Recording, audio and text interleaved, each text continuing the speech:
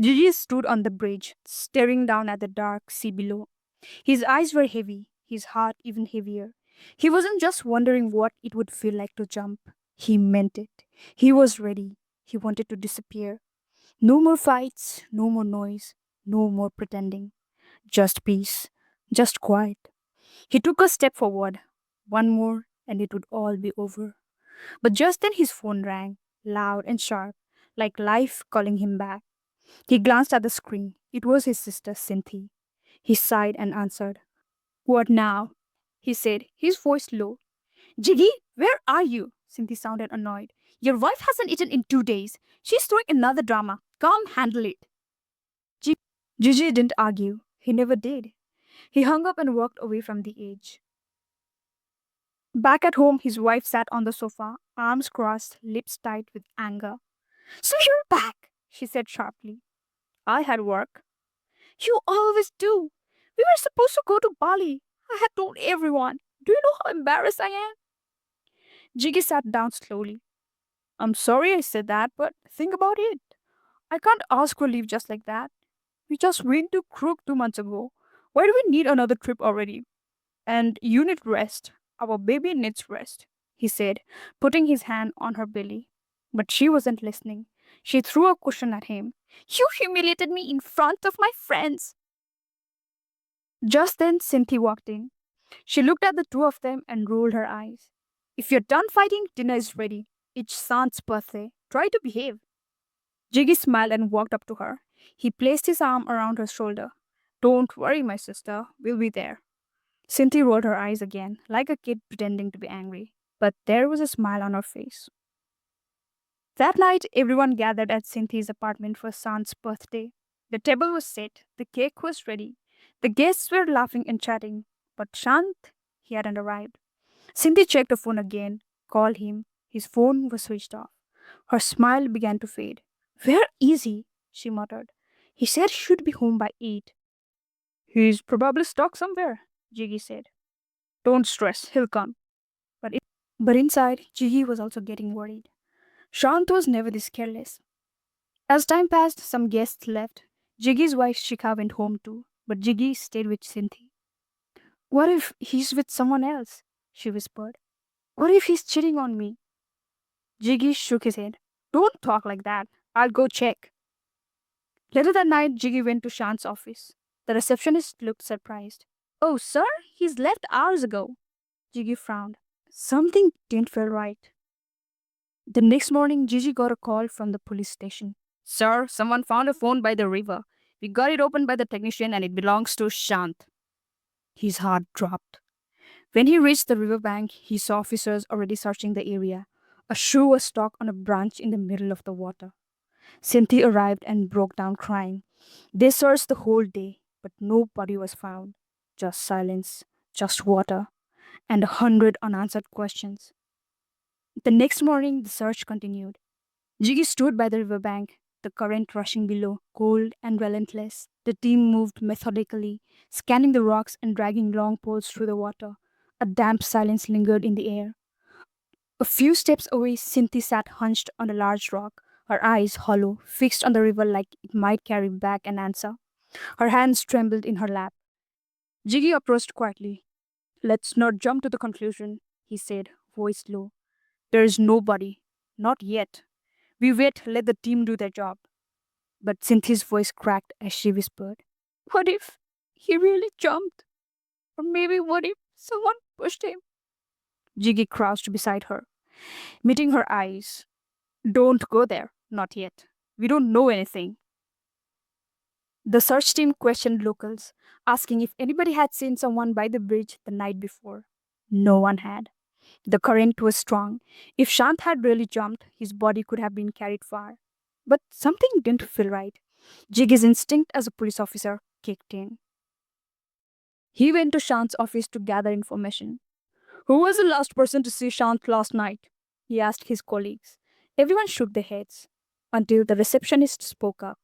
He was out of the office with Tashi around 6:30. Jiggy's eyes sharpened. Tashi? Jiggy found him outside the canteen. Why didn't you tell me you were the last person to see Shant? Tashi raised an eyebrow. Why would it matter? What does that have to do with anything? It matters when a person goes missing and the last person to see him keeps quiet. Tashi crossed his arms. Fine. We grabbed a drink. It was his birthday. After that, we left. That's it.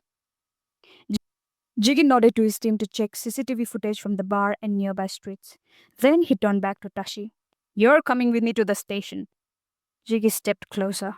You were the last person with him. You didn't come forward. That's a problem. Tashi shrugged. That doesn't make me guilty, does it? No, but you'll still need to answer some questions. Let's go to the station and get this on record. Tashi looked annoyed. Do I have to? Jiggy raised an eyebrow. Unless you want me to file a report saying you were withholding information in an active missing person case. Yes. Tashi sighed. Fine, but don't treat me like a criminal. Jiggy's voice was cold.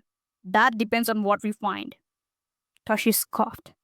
This is why I don't want to talk. Now I have to waste time answering useless questions. I have nothing to do with his disappearance. You don't even seem worried, Jiggy said coldly. That's your friend. Or was it not? Tashi looked away. It's not like that. I was just tired. He was always so sad. Everything was a tragedy. Being around him felt heavy. Jiggy's face darkened. What do you mean? What was he so sad about? Tashi hesitated. He had said too much. Ah, it's personal. You should know better. You're his brother in law. Jiggy narrowed his eyes. No, I don't know. That's why I'm asking. And how did you even know I was related to him? Tashi glanced at his badge, then shrugged. I saw your name. Plus, you come up a lot. He wasn't a fan of yours. To be honest, you were one of the things that made him spiral. Jiggy clenched his jaw. You're going to be grilled properly now. You understand that, right? So think carefully. This is the moment you start telling the truth. Tashi leaned back, calm but bitter.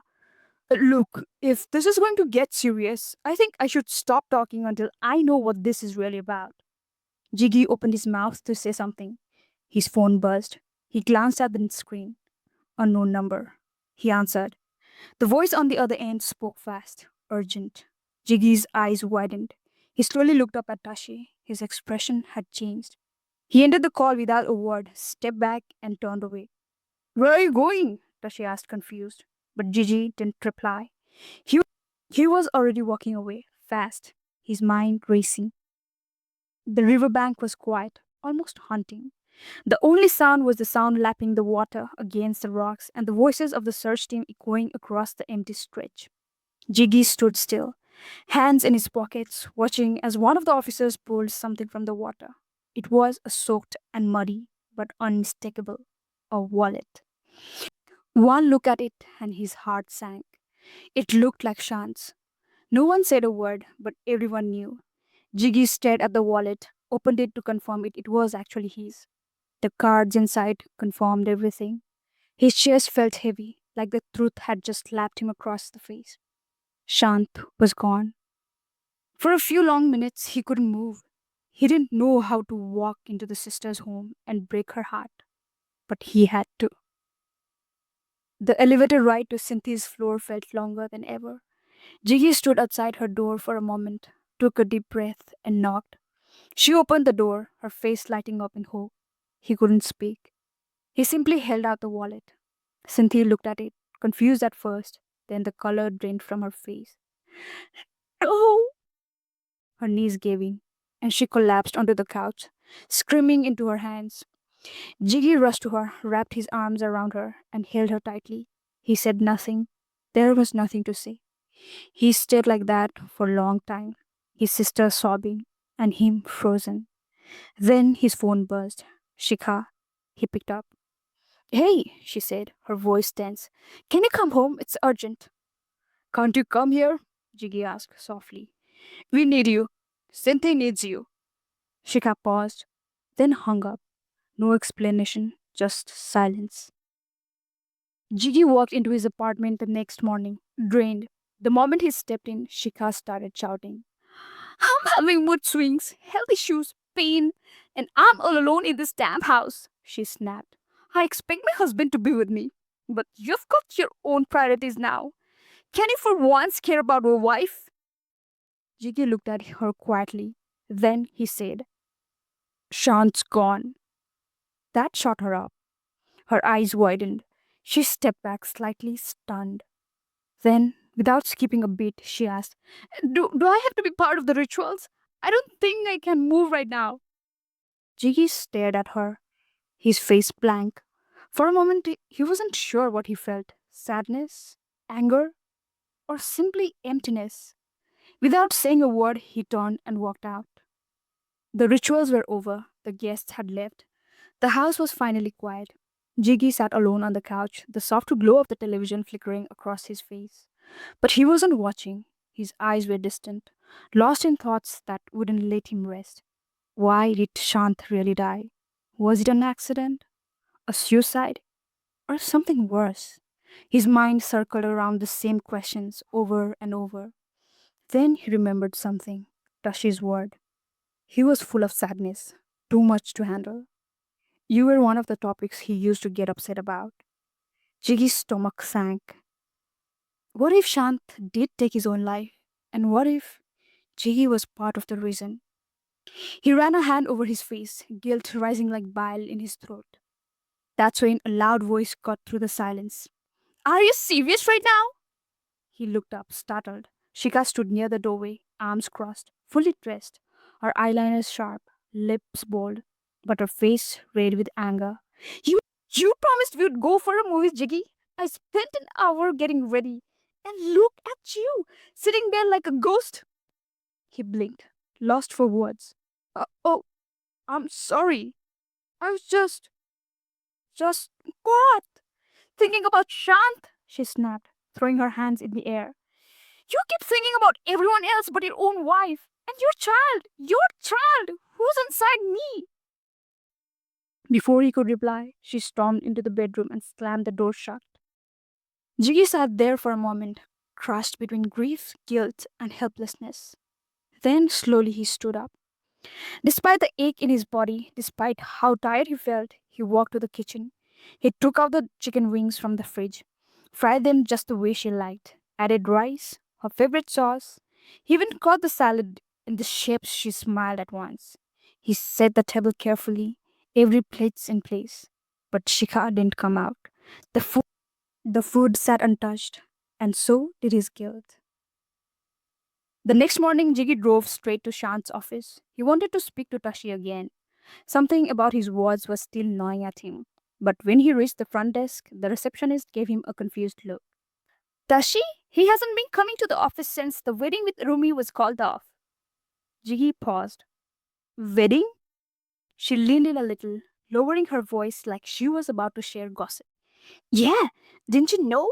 Things with Rumi fell apart just days before the ceremony. Jiggy didn't respond. He gave her a faint nod and walked away, his mind already racing. A short while later, he knocked on Tashi's door. Tashi opened it, visibly annoyed, but he stepped aside without a word. His hair was unkempt, his eyes sunken, and he smelled like he hadn't bathed in days. Jiggy sighed. Would you like to talk? Tashi looked at him blankly. Would you leave if I said no? Maybe this time, Jiggy said, half heartedly. Tashi scoffed under his breath, then exhaled deeply. He, he collapsed onto a chair, running a hand through his greasy hair. I don't think you would actually do it, he murmured. Do what? Jiggy asked, brow furrowing. I thought Shant was just upset. I thought he would run away for a while, cool off. But when I heard he's gone, I don't know. I felt guilty. Why? Jiggy asked quietly. Tashi looked up, straight into his eyes. Because I tried to take everything from him, and somehow he still didn't hate me. Jiggy sat across from him, listening. First, I took his position at the company. I wanted to see him lose, badly. I stared at him every day, waiting for him to snap. But he didn't. He was always happy for me. Then, Rumi. Jiggy blinked. Wait, Rumi? She was your fiancée, right? Toshi nodded slowly. She was also the one person Shant loved the most. I knew that, and still I pursued her, just to win.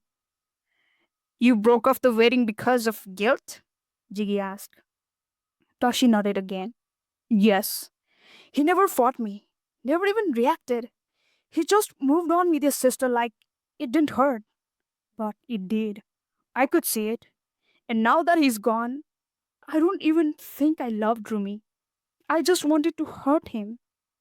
Jiggy stared in disbelief. Why would you do that to someone who considered you a friend? Tashi's jaw tightened. Because growing up, you was always the brilliant one, the star. My parents used to say, why can't you become more like Shant? I grew up hating him. But the truth, he never hated me.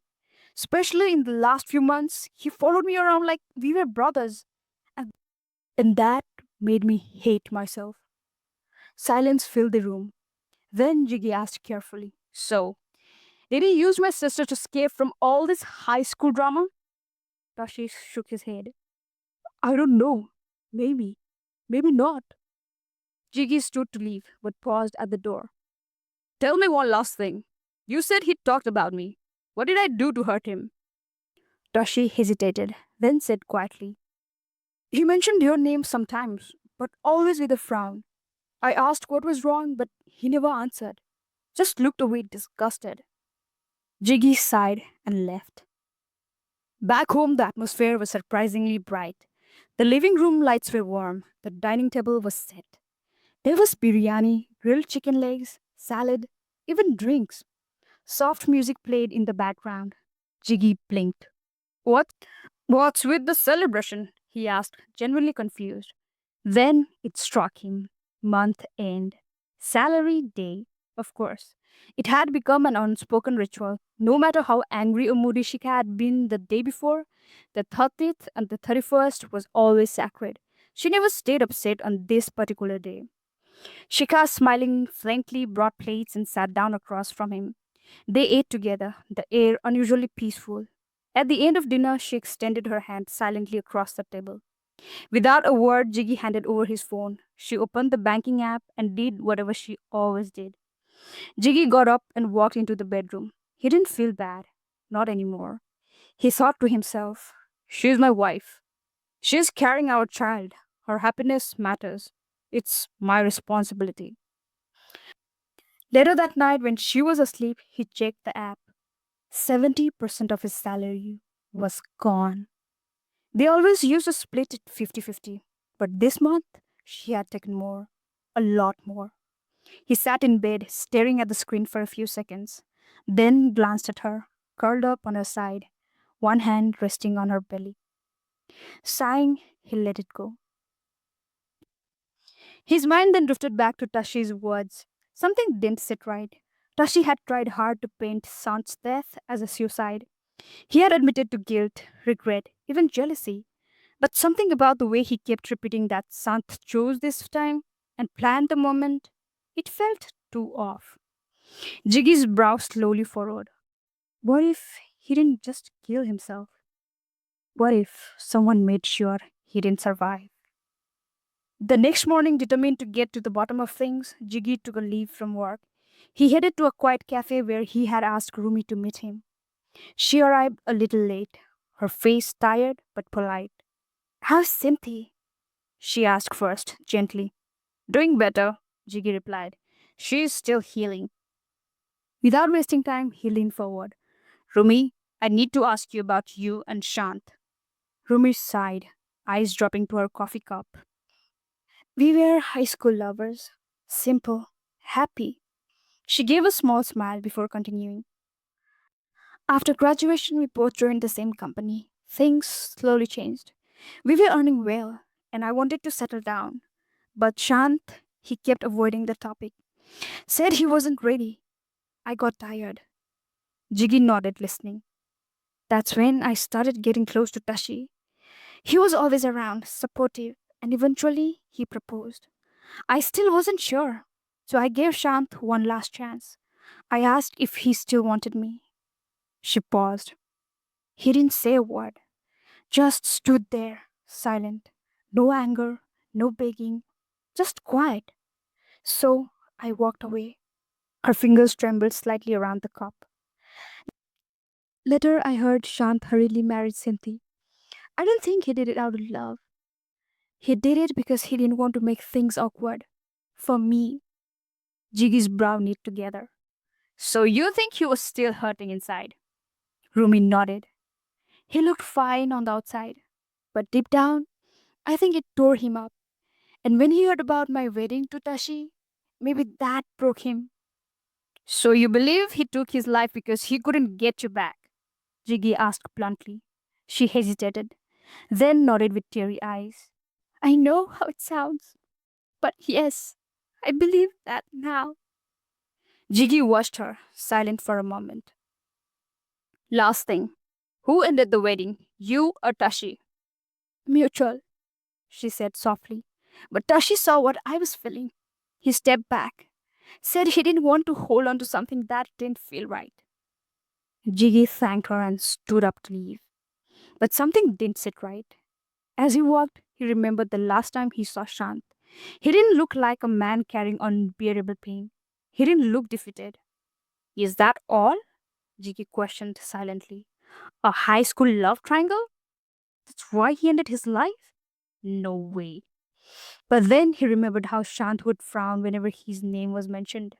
And suddenly, the silence felt much heavier than he wanted to admit. Later, he visited his sister. Surprisingly, Cynthia looked stronger. She greeted him with a small smile and invited him in. They sat for a while, and he gently asked, What do you think happened to Shant? She took a deep breath, eyes watering. I think, I think he took his own life, and I feel responsible. Jiggy frowned. Why would you say that? He loved me, always did. He respected me, stayed close even when I pushed him away. But I never gave him the same love back. I screamed at him over little things, ignored him, hurt him, and he just smiled and let it go. Somewhere along the way, I realized how deeply he cared for me. And when I finally began to feel the same, it was too late. Jiggy didn't respond. He just sat with her for a while, nodding quietly. That evening, exhausted from everyone's version of grief, he stopped at a florist and bought flowers for his wife. He thought maybe they needed a moment too. But when he got home, the lights were off, no sign of Shikha. He waited. Hours passed. Finally, near midnight, the door opened. She walked in wearing a short dress and high heels. 5 months pregnant. His eyes widened. You were clubbing? She paused, caught off guard. You said you had duty tonight, she replied sharply. Jiggy wanted to yell, but he sighed and asked, Do you even realize what you're doing? You're wearing heels in this condition. You say you can't do anything at home because of the pregnancy. But now, this? Oh, shut up, she snapped. I have dreams too, but your little salary doesn't let me leave. I go out once or twice a month and you act like it's a crime. You're a loser. With that, she stormed into the bedroom and slammed the door. Jiggy stood still. Then quietly he took the flowers and dropped them on the table. He looked around. Everything suddenly felt small, distant, and fake. He reached out the vase on the table stand and smashed it against the floor. The room went silent. And the next day, Jiggy sat at his desk, the office bustling outside his glass walls. But his world was narrowing, tighter, sharper. All he could hear was his own thoughts. Was it really suicide? Or did someone make it look like that? His brow creased again. Something was off. He, th- he then opened the drawer slowly, pulling out the sealed evidence bag containing Shant's phone. His fingers hesitated only a second before unlocking it. He scrolled through search histories, chats, emails. Nothing unusual. No goodbye texts, no cryptic messages. No signs of a man about to give up. Frowning, he opened the file manager, tapping on the downloads folder. There, there it was. A flight ticket to Delhi. Departure date 15th. But what really made Jiggy's stomach churn was the booking date, exactly 1 week before Shant supposedly drowned. His hands trembled slightly as he immediately dialed Cynthia. She picked up. Hello? Did Shant ever mention anything about going to Delhi? Jiggy asked, tone steady but tight. There was a pause. No, nothing. Why? Just asking, Jiggy replied quickly. Thanks. He hung up and sat frozen for a second, staring at the wall in disbelief. Then, like a man possessed, he dug deeper. Instagram, Facebook, YouTube history. Shant had been following pages about Ladakhi monasteries, watching documentaries on monk life, liking serene Himalayan retreats. His digital trail painted a picture, not of a man depressed, but one preparing for something else. Escape. Unable to contain the rush of adrenaline and confusion, Jiggy grabbed two trusted officers and drove straight to the airport. Inside the record room, after flashing IDs and pushing for cooperation, he got what he came for. The woman behind the counter scanned the men faced. Yes, Shant boarded flight CE 273 to Delhi on the 15th. Here's the copy of the boarding record. Jiggy's blood ran cold. So, Shant was alive. He stood there in silence, fist clenched, jaw set. His officers looked on, waiting for a reaction. Sir? One asked. Anything? Jiggy blinked out of his thoughts. His heart was pounding, his throat dry. No, nothing. It's just as we suspected, he muttered. Maybe I just need to accept it. He's gone. The younger officer placed a hand on Jiggy's shoulder. Sometime it's better to let the dead rest, sir. Jiggy nodded numbly and turned to leave. But inside, his rage simmered. Shant hadn't drowned. He had run, faked his death.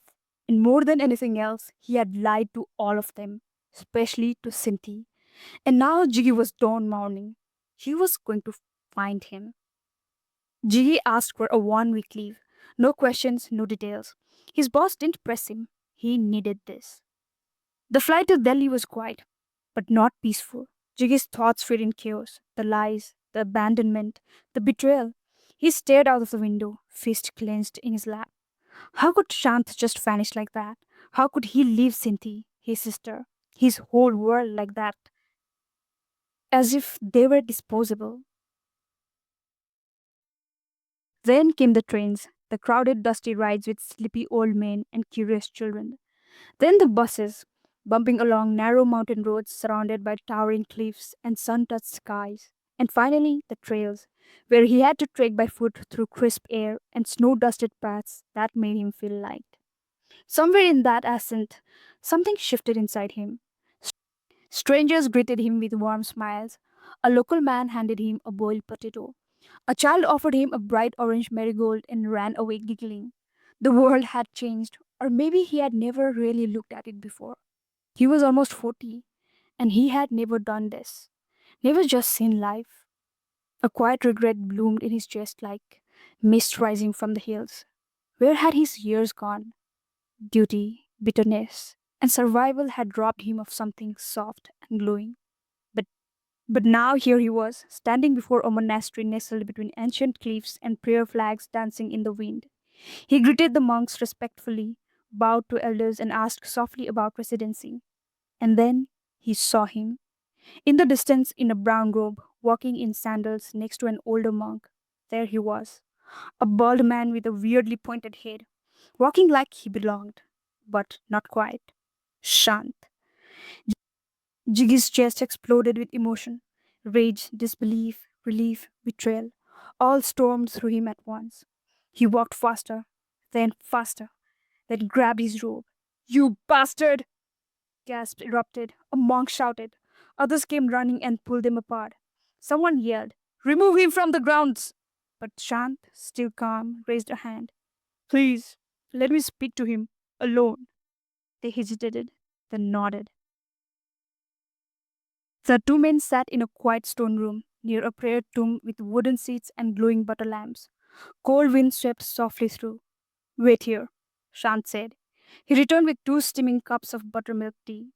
Jiggy couldn't help but bow, taking it with two hands. Thanks, he muttered. Then realizing, wait, I'm supposed to be mad at you. Shant chuckled.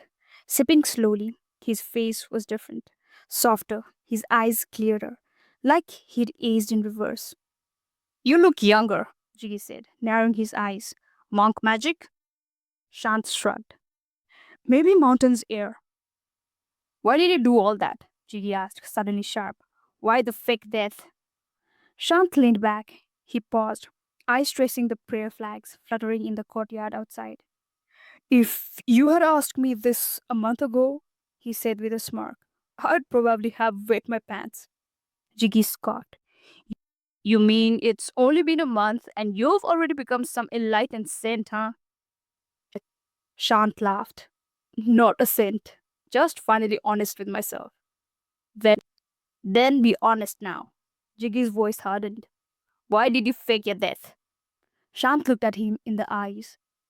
Because it was the only way out, without hurting anyone further. If I disappeared, they could move on. No messy goodbyes, no guilt. Jiggy frowned. So you really think no one got hurt? That no one cried? That no one still grieves? Shant didn't respond. Are you a selfish asshole or just an idiot? Jiggy snapped. Shant looked down at his tea. You tell me, is anyone really concerned about me even now? Most of them must have cried a little and moved on. Because people don't love, they attach. Love endures, attachment fades. Jiggy laughed bitterly. Whoa, wise words. So tell me, is that your excuse for abandoning Rumi too? Shant's expression changed. What do you mean? Jiggy leaned forward, voice tight. Don't play dumb. I've done homework. You loved Rumi, but we're scared of commitment. She moved on to Tashi. You panicked, married my sister just to keep things tidy. And when they didn't work, when you couldn't face any of it, you ran. Shant opened his mouth, but Jiggy raised her finger. Wait, I'm not done. There are two possible truths here. Either you loved Rumi and couldn't bear to see her with Tashi, or you loved my sister and couldn't handle her not loving you back. And somewhere in the middle of this, you cleverly made Tashi feel guilty enough to believe you died because of him. He called off the wedding, you know. You won. Congratulations. Silence. The tea between them steamed quietly. Shant didn't laugh this time. He just looked. You're not wrong, he said softly. But you're not right either. Shant leaned back, cradling his half finished tea in both hands. He sighed, then looked Jiggy in the eyes. Yes, he said. I did plant the seed of doubt in Tashi's head. I wanted someone to believe I was dead. I knew word would spread from him fastest. And honestly, he was a perfect candidate. Jiggy's jaw tightened, but he said nothing. And you're almost right. About the rest too, Shant continued. People assumed I was jealous of Tashi's promotion. But truth is, I didn't care. I wasn't doing well at work, but not because of Tashi. I just felt lost. I hated what I was doing. It didn't make sense anymore. While Tashi was thriving, I was questioning everything. I was disappearing inside myself. He paused, gazing at the prayer flags fluttering in the distance. That's exactly when Rumi asked me to marry her. But I couldn't. I wasn't ready. I didn't even know who I was anymore. When she chose Tashi, I felt relieved. That's when I realized it wasn't love. I was attached to her, not in love with her. Jiggy stared, his face unreadable. Then Shant dropped the weight. And then one night after a party, I ended up messing up with your sister. He waited, watched Jiggy's reaction. Jiggy's eyes darkened, but he didn't explode. Instead, he said coldly, Speak. Shant took a long breath. A few weeks later, Cynthia barged into my place. She was furious, told me she was pregnant. I hadn't even processed what happened yet. And the next thing I know, she's dragging me to your house and introducing me to you. He chuckled dryly. You were terrifying. Broad shoulders, thunderous silence, that permanent frown. I didn't dare say no. So I said yes. We got married. Jiggy blinked, still silent. But things were never okay. She yelled over the smallest things. I couldn't speak, couldn't breathe. I didn't love her, not even like her. Honestly, I wanted to run every day, but the thought of the baby held me back. Shant's face twisted slightly. Then, one day she got sick. Miscarriage. And he looked away, ashamed. I felt relieved. My first instinct was to run, but something, maybe guilt, made me stay. He sipped the last of his tea, and that's when I saw something else. I saw her falling for me, slowly, genuinely. But instead of feeling anything back, I felt afraid. He hesitated. Afraid of what? Jiggy pressed. Shant looked at him and softly said, Of you.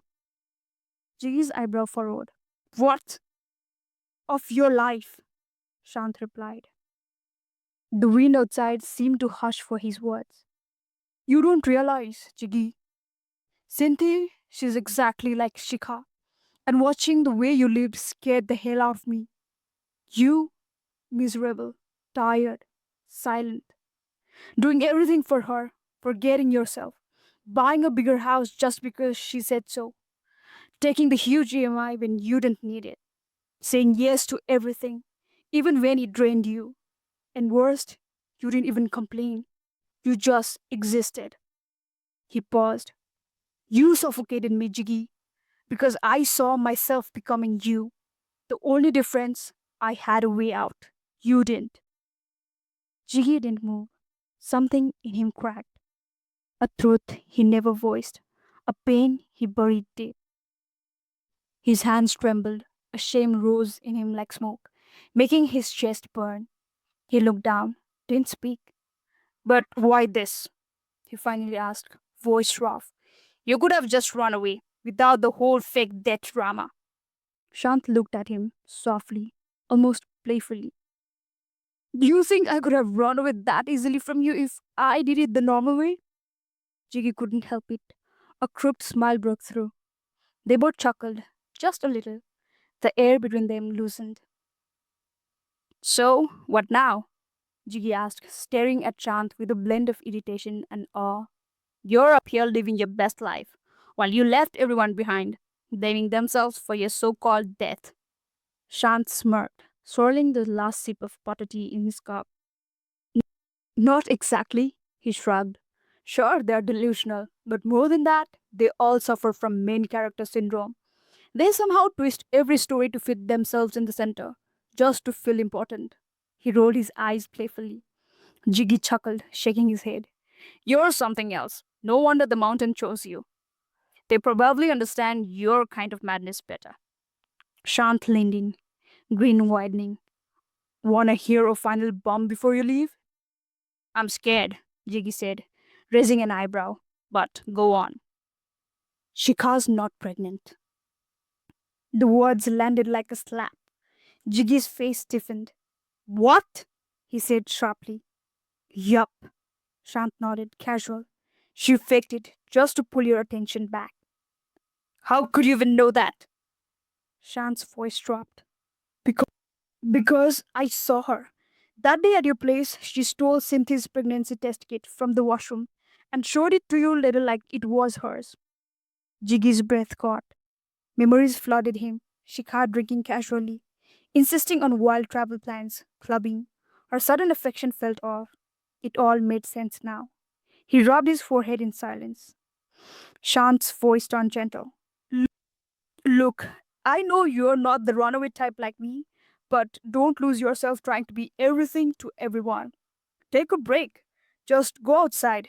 Be by yourself for a while. The world doesn't collapse when you step away. I know I have no right to advise you, but no, Jig interrupted softly. You're right. They sat quietly, the weight of understanding between them. Then came their final goodbye, a tight hug, a shared smile, a silent forgiveness. Jiggy returned home, different, lighter. He went back to his job, nodded at familiar faces, smiled more. One afternoon, a junior officer asked, Sir, about your brother in law, are we closing the case? Jiggy looked at the file for a long moment, then said, Yes, he is no more.